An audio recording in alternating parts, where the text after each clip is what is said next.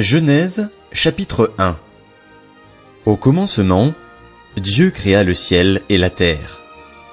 La terre n'était que chaos et vide. Il y avait des ténèbres à la surface de l'abîme et l'Esprit de Dieu planait au-dessus de l'eau. Dieu dit qu'il y ait de la lumière, et il y eut de la lumière. Dieu vit que la lumière était bonne, et il sépara la lumière des ténèbres. Dieu appela la lumière jour et les ténèbres nuit. Il y eut un soir et il y eut un matin. Ce fut le premier jour. Dieu dit qu'il y ait une étendue entre les eaux pour les séparer les unes des autres. Dieu fit l'étendue et sépara ainsi l'eau qui est au-dessous de l'étendue de celle qui est au-dessus. Cela se passa ainsi. Dieu appela l'étendue ciel. Il y eut un soir et il y eut un matin. Ce fut le deuxième jour. Dieu dit que les eaux qui sont au-dessous du ciel se rassemblent à un seul endroit et que le sec apparaisse. Et cela se passa ainsi. Dieu appela le sec terre et la masse des eaux mer. Dieu vit que c'était bon. Puis Dieu dit que la terre produise de la verdure, de l'herbe à graines, des arbres fruitiers qui donnent du fruit selon leur espèce et qui contiennent leurs semences sur la terre. Et cela se passa ainsi. La terre produisit de la verdure, de l'herbe à graines selon son espèce et des arbres qui donnent du fruit et contiennent leurs semences selon leur espèce. Dieu vit que c'était bon. Il y eut un soir et il y eut un matin. Ce fut le troisième jour. Dieu dit qu'il y ait des luminaires dans l'étendue du ciel pour séparer le jour de la nuit.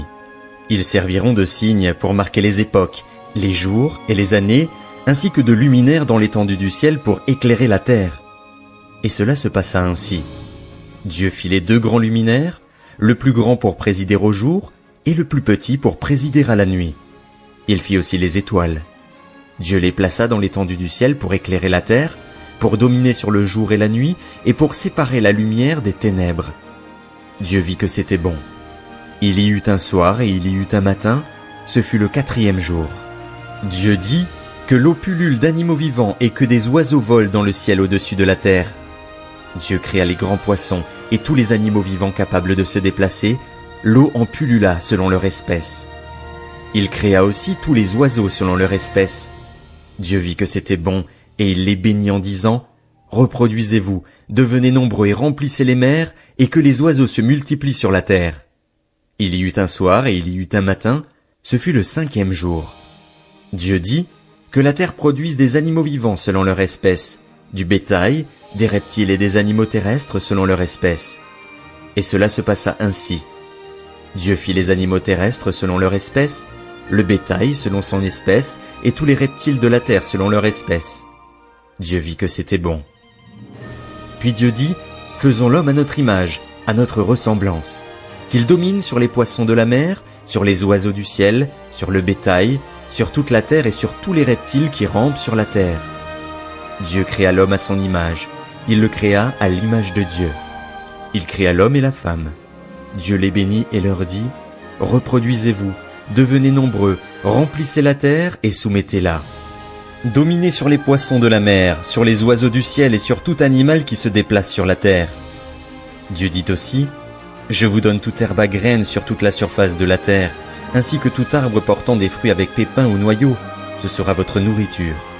À tout animal de la terre, à tout oiseau du ciel, et à tout ce qui se déplace sur la terre, à ce qui est animé de vie, je donne toute herbe verte pour nourriture. Et cela se passa ainsi. Dieu regarda tout ce qu'il avait fait, et il constata que c'était très bon. Il y eut un soir et il y eut un matin, ce fut le sixième jour. Genèse, chapitre 2. C'est ainsi que furent terminés le ciel et la terre et toute leur armée. Le septième jour, Dieu mit un terme à son travail de création. Il se reposa de toute son activité le septième jour. Dieu bénit le septième jour et en fit un jour saint, parce que ce jour-là il se reposa de toute son activité, de tout ce qu'il avait créé. Telle fut l'histoire du ciel et de la terre quand ils furent créés.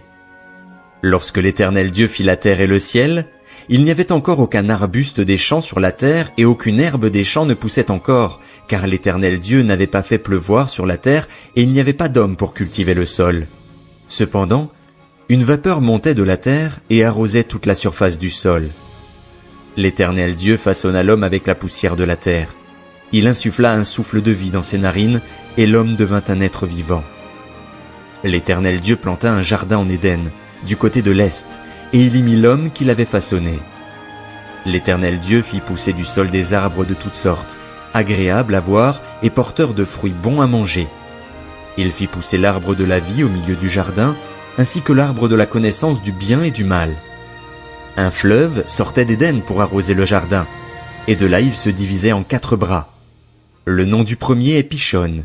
Il entoure tout le pays de Havila où se trouve l'or. L'or de ce pays est pur. On y trouve aussi le bdellium et la pierre d'onyx. Le nom du deuxième fleuve est Gihon. Il entoure tout le pays de Cush. Le nom du troisième est le Tigre. Il coule à l'est de la Syrie. Le 4e fleuve, c'est l'Euphrate. L'Éternel Dieu prit l'homme et le plaça dans le jardin d'Éden pour qu'il le cultive et le garde.